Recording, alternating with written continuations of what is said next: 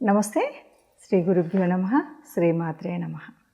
ఆదిత్యాయ చ సోమాయ మంగళాయ బుధాయ గురు శుక్ర శనిభ్యే రాహవే కేతవే నమః. ఇప్పుడు నేను చెప్పేటువంటి అంశం ఏంటంటే, మనకి కుజగ్రహం ఈ డిసెంబర్లో మారుతూ మళ్ళీ ఫిబ్రవరిలో అంటే దాదాపుగా 38-40 రోజుల మధ్యలో ఎప్పుడు కూడా ఒక రాశి నుండి ఒక రాశికి మారుతుంది కదా. అలాగా మరి వృశ్చిక రాశి నుండి ధనుసు రాశిలోకి వెళ్ళి ధనుసు రాశిలో ఈ కాలం అంతా ఉన్నప్పుడు మిగతా రాశుల వారికి ఏదైనా ఫలితం ఎలా ఉంటుంది అన్నది మనం చెప్పుకుందాం. దాంట్లో భాగంగా చూస్తే కనుక కుజుడు అంటే మీకు తెలుసు, భూమిపుత్రుడు కుజుడు. మంగళుడు, ఈయన వర్ణం చూస్తే ఎరుపు.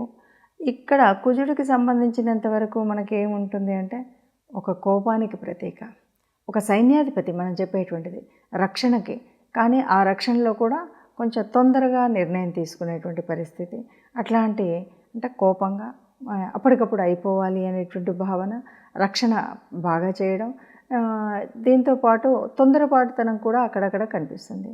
ఇలా కుజుడి యొక్క లక్షణాలు ఇలా ఉన్నప్పుడు ఆ కుజుడు ఒక రాశిలో ఉంటే మిగతా రాశుల మీద ఎలాంటి ప్రభావం ఎప్పుడు ఎలా ఉంటుందంటే, ఒక్కొక్క భావం మారుతూ ఉన్నప్పుడు మనకి భావ లక్షణాలు తెలుసు కనుక మనకు ఆ భావాన్ని బట్టి మనకు తెలుస్తూ ఉంటుంది. కాబట్టి కుజ గ్రహం ఉన్నటువంటి ఈ ధనుసు రాశిలోకి మారుతూ ఉన్నటువంటి సమయంలో ధనుసు రాశిలో ఉన్నంతకాలం మిగతా రాశుల మీద కుజుడి యొక్క ప్రభావం ఎలా ఉంటుంది అన్న విషయాన్ని చూద్దాం. ఇక చివరి రాశి మీనరాశి. మీనరాశి వారికి దశమ స్థానంలో కుజుడు ఉన్నాడు. దశమ స్థానంలో కుజుడు ఉన్నాడంటే అద్భుతం. ముఖ్యంగా ఈసారి కనుక చూస్తే దాదాపు ఒక నెల రోజులు రవి కూడా అందులోనే కలిసి ఉంటాడు. రవి కలిసి ఉన్నంత కాలంలో మాత్రం అంటే జనవరి 15 వరకు కూడా రవి కలిసి ఉంటాడు. రవి కలిసి ఉన్నప్పుడు మాత్రం మీరు ఏదైనా ప్రభుత్వ ఉద్యోగాలకి అప్లై చేసినటువంటి వారికి చాలా చక్కటి అవకాశం అని చెప్పొచ్చు. ఎందుకంటే ప్రభుత్వ ఉద్యోగానికి రవి కారకుడు. అంతేకాదు కుజుడు అంటే మరి ప్రభుత్వ ఉద్యోగాలంటే సైనికులకు సంబంధించినటువంటి ఉద్యోగం, ఇలాంటివి రక్షక భటులకు సంబంధించినటువంటి పోలీస్ శాఖ, ఇలాంటి ఉద్యోగాలు వచ్చేటువంటి అవకాశం ఉంటుంది. కాబట్టి కుజుడు అక్కడ ఉన్నంతకాలం, రవి అక్కడ ఉన్నంతకాలం మనం ఈ ఉద్యోగ స్థానంలో అప్లై చేసుకునేవాళ్ళు, ప్రయత్నం చేసుకునేవాళ్ళు, అవకాశం ఉన్నవాళ్ళు తప్పకుండా ప్రయత్నం చేసినట్టయితే ఈ చక్కటి అవకాశం అయితే వినియోగించుకునేటువంటి స్థితి ఉంటుంది. ఇక మరి రవి జరిగిపోయిన తర్వాత, రవి ముందుకు వెళ్ళిన తర్వాత పరిస్థితి ఏంటి, రవి మకరంలోకి వెళ్ళినాక పరిస్థితి ఏంటంటే, కుజుడు అక్కడ ఉన్నాడు కాబట్టి, ఉద్యోగ స్థానం కాబట్టి దాదాపు చిన్నదైనా పెద్దదైనా ఈ సంబంధితమైనటువంటి ఉద్యోగం తెచ్చుకోవడానికి ఉన్నటువంటి అన్ని అవకాశాలని వినియోగించుకోవచ్చు. కాకపోతే ఇది ప్రభుత్వ ఉద్యోగం కాకపోవచ్చు, ప్రైవేట్ కానీ, సెక్యూరిటీ గార్డ్స్ కానీ, ఇంకా ఇలాంటివి ఏదైనా రక్షణకు సంబంధించినటువంటి విషయంలో గవర్నమెంట్ అఫీషియల్స్ దగ్గర ఉండేటువంటి సెక్యూరిటీస్ ఉంటారు, మామూలుగా చిన్న చిన్న అపార్ట్మెంట్స్, ఏదైనా సరే వారికి చదువు సరిపోయినట్టుగా వినియోగంగా ఆ ఉద్యోగం వచ్చేటువంటి అవకాశం ఉంటుంది. కాబట్టి దానికి సంబంధించినటువంటిది ప్రయత్నాలు చేయాలి. దాంతోపాటు కుజగ్రహ అనుగ్రహం పొందడం కోసం తప్పనిసరిగా మంగళవారాలు ఒక నిష్ఠతో ఉంటే మంచిది. ఇప్పుడు మనం విన్నదాన్ని బట్టి ఈ రాశులకు కుజుడి యొక్క ప్రభావం ఇలా ఉంటుంది అని తెలుసు కాబట్టి తప్పకుండా మనం చేయవలసినటువంటి కొన్ని పరిహారాలు చేసుకున్నట్టయితే ఈ కుజుడు ధనుసు రాశిలో ఉన్నంతకాలం మనం హాయిగా ఉండొచ్చు అని చెప్పడానికి కొన్ని, ముఖ్యంగా నవగ్రహ మండపానికి వెళ్ళినప్పుడు కుజుడికి సంబంధించినటువంటి కుజుడి దగ్గర దీపం వెలిగించడం, అలాగే కుజుడికి సంబంధించినటువంటి స్తోత్రాన్ని చదువుకోవడం, ఈ రెండు చేయడంతో పాటు తప్పనిసరిగా ఇది కూడా వీలైనంత వరకు మంగళవారాలు చేయడం మంచిది. మంగళవారం కుజుడికి సంబంధించినటువంటి రోజు.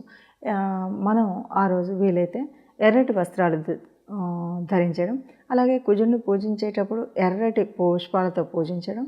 ఇక బయటకు వచ్చిన తర్వాత మనం ఎవరికి ఏది దానం చేయాలన్నా ఎర్రని వస్తువులు, ముఖ్యంగా కందిపప్పు దానం చేయడం అన్నది ముందు నుండి మనం చూస్తున్నటువంటిది. అంతేకాకుండా ఎర్రని ఫలాలు, ఎవరికైనా పళ్ళు అంటే పప్పు దానం చేయట్లేదు, పళ్ళు దానం చేస్తున్నామంటే ఒక ఎర్రపు రంగు ఉన్నటువంటి పండ్లని మనం దానం చేయడం. ఎవరికైనా వస్త్రం పెట్టాల్సి వస్తుంది, ఇంటికి వచ్చిన వాళ్ళకి బ్లౌజ్ పీస్ పెడుతున్నాం అనుకోండి, అది కూడా ఎర్రటి వస్త్రం. లేదా ఎవరికైనా దానమే చేస్తున్నాం అనుకోండి, ఎరుపు రంగుకు సంబంధించినటువంటి వస్త్రాలని పెట్టడం.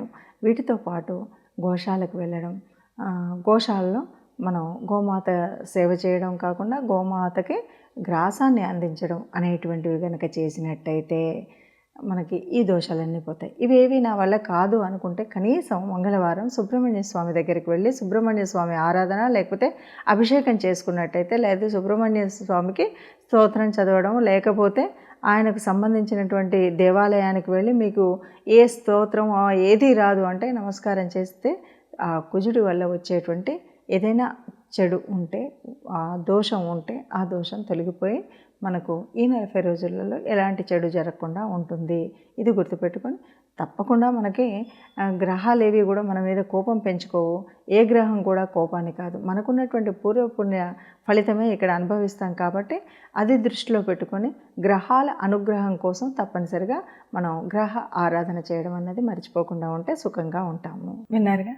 మరి ఇప్పుడు ఇలాంటి గ్రహస్థితి ఉన్నప్పుడు, గోచార పరిస్థితుల్లో ఇలా ఉన్నప్పుడు, మన జన్మజాతకంలో ఎలా ఉన్నప్పటికీ ఈ పైన కనిపిస్తున్నటువంటి ఇప్పుడు తిరుగుతున్నటువంటి గ్రహాల స్థితిగతిని బట్టి, గ్రహాల దృష్టిని బట్టి, గ్రహాల కలయికని బట్టి ఈ 15 రోజుల వరకు ఎవరికి ఎలా ఉంటుందో చూసాం. అంటే దీన్ని పూర్తిగా ఇలాగే మాకు జరుగుతుంది అనేటువంటి భావన కాకుండా, మనకు జన్మజాతకంలో ఉన్నటువంటి గ్రహాల యొక్క స్థితి ఎలా ఉంటే దానికి అనుగుణంగా దీన్ని కొంత మనం తీసుకుంటూ ఉంటాం. మనకు నిజంగా మన జాతకంలో ఉన్నటువంటి కలిసి వచ్చే యోగించే గ్రహాలు ఏవి ఉన్నాయి ఏంటి అన్నది కూడా కొంత పనిచేస్తుంది. కాబట్టి పూర్తిగా అయితే కాదు, కానీ కొంతవరకు ఈ గ్రహస్థితి ఇలా ఉన్నప్పుడు మనకి ఇలాంటి ఫలితాలు వస్తాయి అన్నది మాత్రం తెలుస్తుంది. ఏది ఏమన్నా గ్రహాలు ఇలా ఉన్నాయి కాబట్టి మనకు అంటే రాశిలో కానీ, ద్వితీయంలో కానీ, ఇంకెక్కడైనా సరే మనకు ఉన్నటువంటి భావాల్లో ఎక్కడెక్కడ ఉన్నప్పుడు ఏమేమి పరిహారాలు తీసుకుంటే బాగుంటుంది అని మనం తెలుసుకున్నప్పుడు కొద్దిగా ఆ పరిహారాల మూలంగా ఏదైనా మనకి కష్టం కొద్దిగా అంటే ప్రయాణ ఇబ్బందులు కానీ కొంచెంగా ఎక్కడైనా ఏదైనా అనిపించినా ఈ పరిహారాలతో మనకి ఆ చెడు ప్రభావం అనేది ఉండకుండా ఉంటుంది. అందువల్ల మనం అందరూ కూడా సుఖంగా ఉండాలని భావించేటువంటి భావనే అయినప్పటికీ గ్రహశాంతి అనేటువంటిది, ఎందుకంటే మనం గ్రహాల యొక్క అనుగ్రహం మన మీద ఉండాలి, దేవతల యొక్క అనుగ్రహం ఉండాలి. కాబట్టి తప్పనిసరిగా ఎవరైనా ఏదైనా తమ యొక్క ఇష్టదైవాన్ని ఇంటిలో వెలుపును నిత్యం ప్రార్థించినట్టయితే ఈ ఇబ్బందులు ఏవి ఉండవు. అందరం సుఖంగా ఉండాలి, అందరూ ఉండాలి, అందులో మనం ఉండాలని భావిస్తూ సర్వే జనా సుఖినో భవంతు.